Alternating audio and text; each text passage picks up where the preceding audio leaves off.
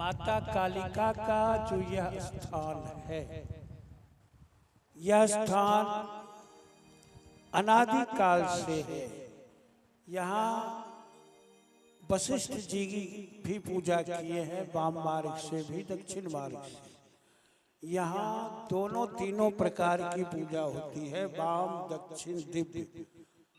वाम मार्ग के अंतर्गत ही कौल मार्ग, चीनाचार पद्धति, अघोर, कापालिक आदि गिनती होते हैं उसी के परिप्रेक्ष्य में, परिक्षेत्र में। इसलिए उस विधि से भी पूजन होता है। मेरा अपना सोच चिंतन है, कुछ कुछ चीज हमारे माता के अनन्य उपासक भजन सम्राट बड़े भैया डॉक्टर हिमांशु मोहन मिश्र जी बैठे हुए हैं।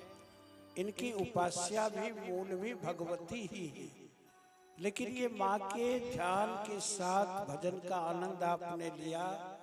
प्रभु श्री सीताराम अन्य भजन के नाम में भी उतने ही रम जाते हैं, यानी भगवान में भेद नहीं है। भगवान ईश्वर, अल्लाह, गॉड, भगवान के जितने नाम हैं, दुर्गा, काली, राम, कृष्ण आदि सब एक ही तत्व हैं। भक्त लोग अपनी इच्छा सुविधा से भाषा में पुकारते हैं। तात्पर्य है कि शंकराचार्य जी का एक स्तोत्र प्रसिद्ध है, शास्त्री जी ध्यान देंगे आप, सब लोग जानते हैं, रोज दशहरा में पढ़ते हैं और निश्चित रूप से वह श्लोक इतना सुंदर भावुक है कि कहा नहीं जाए। और पाठ लोग करते हैं, न मंत्रं न यंत्रं तदपि च न जाने स्तुति महो। क्या बाबा, पाठ सब लोग करते हैं। उसमें वो सलेंडर किए हुए हैं जगत गुरु भगवान शंकराचार्य।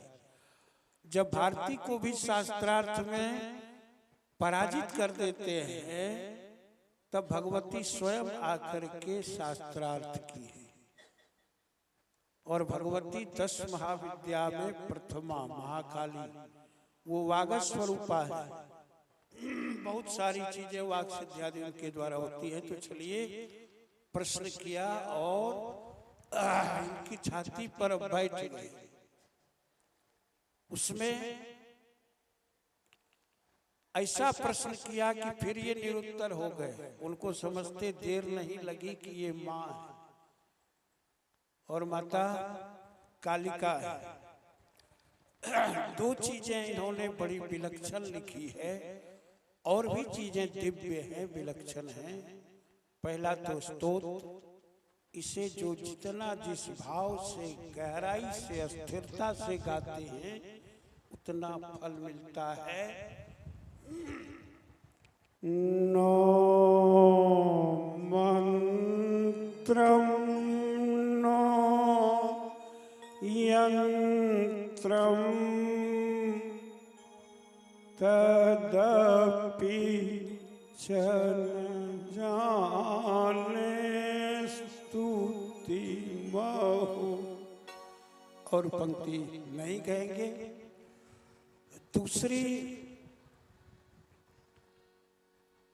गलद रक्त मुंडा बलि कंठ माला, महाघोर रावा सुदृष्टा कराला।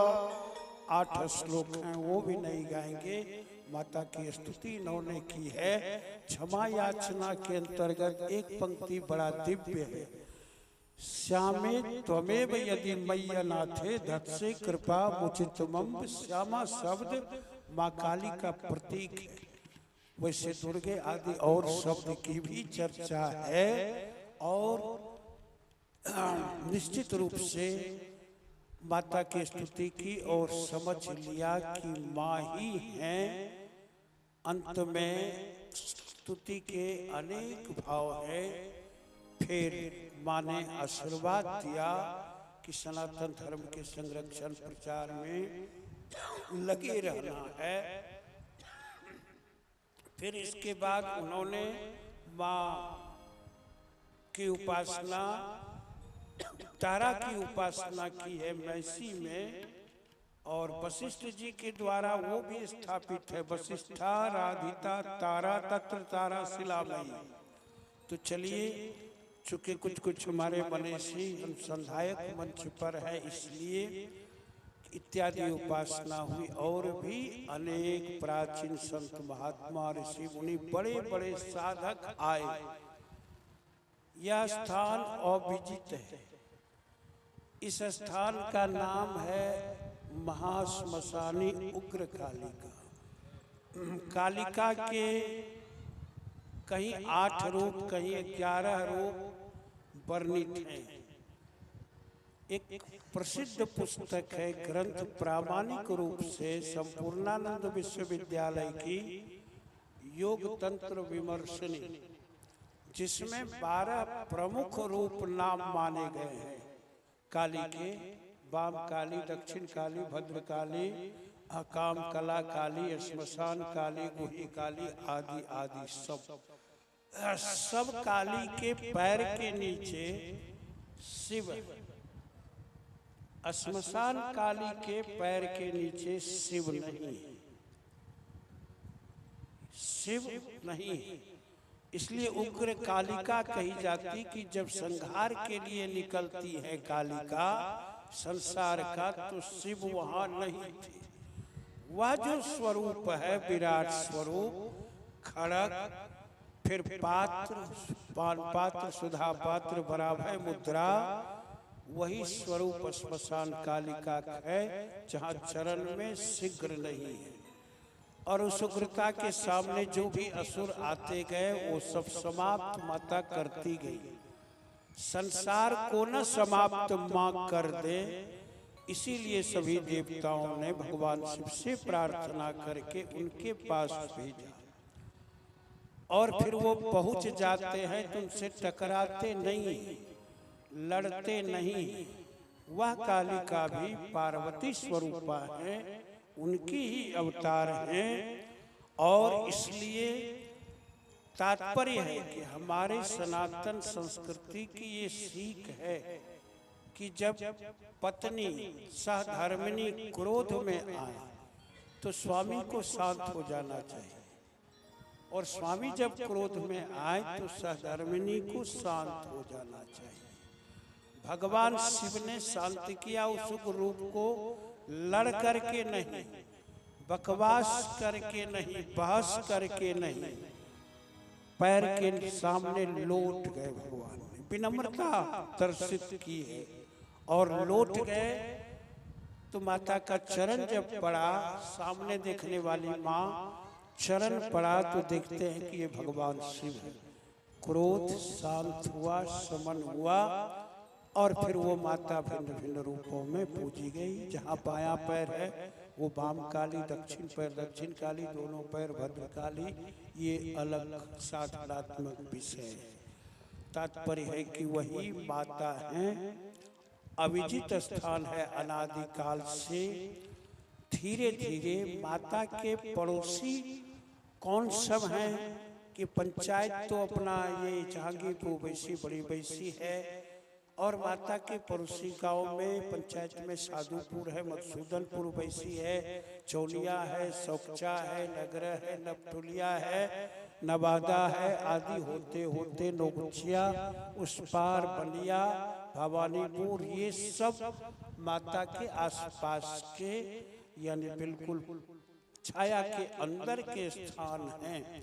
और सभी भक्तों के द्वारा माता पूजित हो रही है। शुरू से श्रद्धा, निष्ठा, विश्वास से माता ने जो अपना गुप्त रूप स्वयं कर लिया था, या फिर इनका जो उग्र रूप था, जिस भय से 5 बजे संध्या के बाद यहाँ कोई नहीं भय से आते थे, वह रूप संवरित हो गया है और माता सौम्य रूप में वरदान दे रही है। वह भी जो उनका उग्र रूप है वह भी समन है, और उस रूप की उपासना भी तभी श्रेष्ठ हो जाती है कि जैसे हिंसक सिंघनी होती है, और सिंघनी भी अपने बच्चे को सिंह भी नहीं छोड़ता है, लेकिन जब उसका एक स्नेह की भाषा है, प्रेम की भाषा है, जैसे छोटे छोटे कुत्ते के बच्चे को देखे होंगे कि माँ को देखने पर, फिर और को देखने पर पहले वो डर के गिरता है, फिर जी निकाल करके चाटने लगता है। ये सब उनकी अंतर क्रिया है। यानी माता की भक्ति बच्चा बन करके, शिशु बन करके हम आप करेंगे तो फिर अच्छा होता है। बहुत सारी बातें ना कह करके कार्य समय को देखते हुए कि वही माँ का स्थान, धीरे धीरे सभी भक्तों के सहयोग से, समर्पण भाव से, निष्ठा से यह स्थान उत्तरोत्तर संवर्धित होता जा रहा है। इस ढंग की मूर्ति गंगा कोसी के मध्य तो नहीं ही है, इस ढंग की मूर्ति, शिला मूर्ति गंगा कोसी के मध्य पूरे जो ये दियारा क्षेत्र है नहीं है, गंगा के पार भी नहीं है और इधर भी नहीं। सिद्ध शक्ति पीठ जो 51 है, कुल 108 है, जिनमें जेवर हैं, अंग हैं, अंग वस्त्र हैं, सब जो 51 मूल है उनमें एक परिगण्य है। यह ऊर्ध्वदंत नासिका भाग गिरा है। जितने ग्रंथ हैं सब में शक्तिपीठ निरूपण में अंतर है। देवी भागवत में अलग, श्री विद्यार्णव आदि तंत्र ग्रंथों में भिन्न भिन्न। चलिए, जो कुछ भी हो उस उलझन में हम आप जैसे भोले भाले भक्त लोग ना फंसेंगे। वह विषय मनुष्यों विद्वानों का है। हम आप भक्ति भाव में आकर के, गीता में जैसा कि भगवान ने कहा है, पत्रम पुष्पम फलम तोयम यो में भक्त्या प्रयच्छति। यानी पत्र, पुष्प, फल, चल कुछ भी लोग अर्पित करता है मुझे निष्ठा से, तो मैं उसे स्वीकार करता हूँ। यही माँ की भी इच्छा है, भगवान कृष्ण की भी, सभी भगवान की श्रद्धा निष्ठा से। भक्ति नहीं है, आप कुछ भी समर्पण कर दें, लाखों अरबों खरबों करोड़ों कुंटलों मिठाइयाँ, तो फिर वो कार्य नहीं चलने वाला होता है। कालिका महारानी की जय, श्री सद्गुरुदेव भगवान की जय, सकल देवी देवता गण की जय, जय धाम की जय, जय धाम की जय।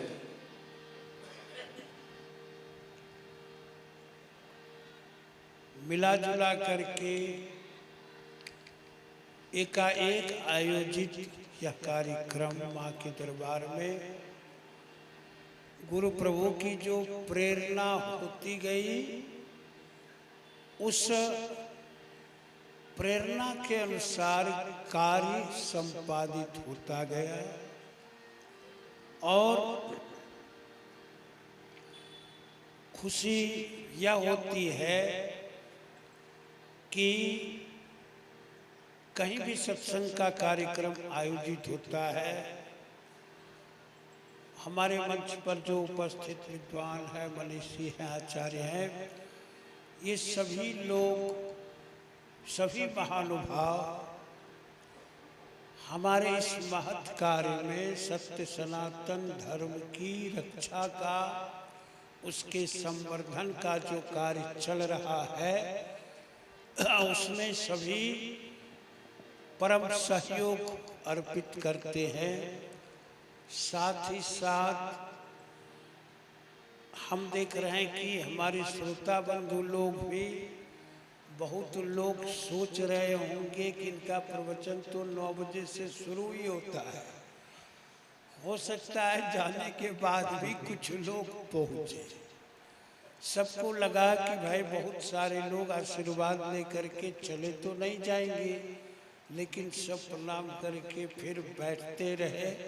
इतनी देर रात में हमारे सभी समिति के लोग लगभग 2-3 दिन से इस कार्य में 2 दिन से जैसे पता लगा, सूचना मिली, सारी कार्य व्यवस्था संपादित हुई।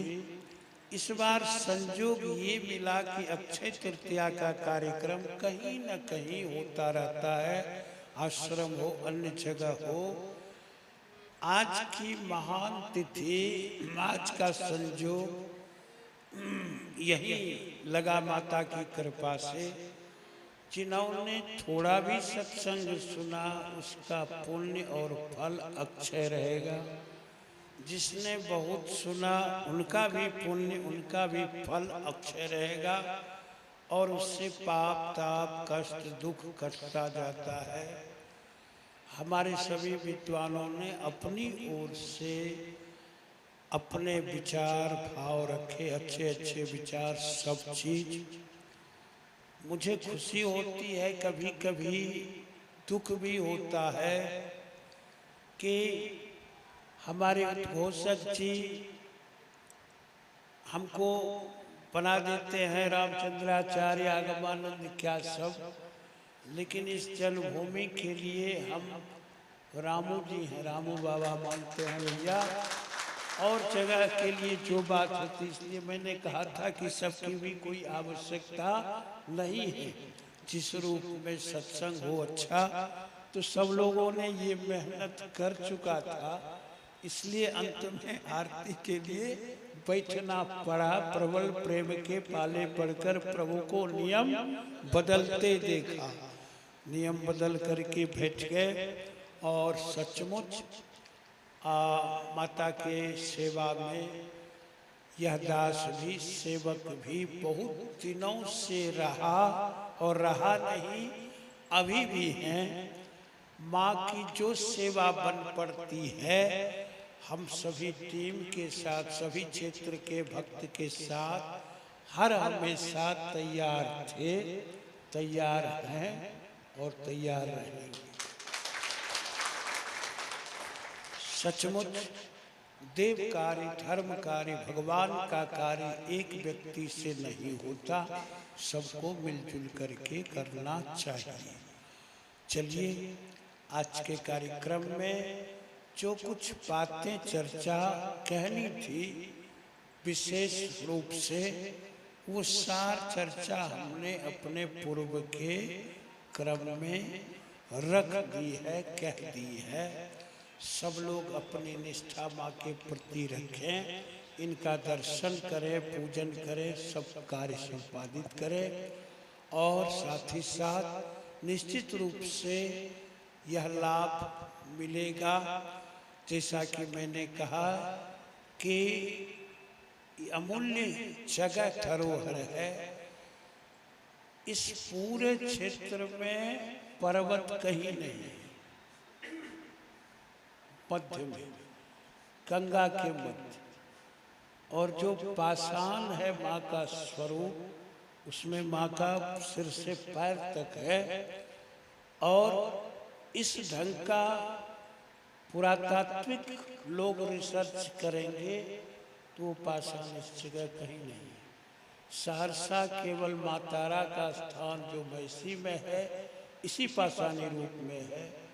तारापीठ में इसी पाषाणी रूप में है। बोलपुर पश्चिम बंगाल कंकाली तल्ला में इसी पाषाणी रूप में है, यानी बहुत बहुत जगहों पर।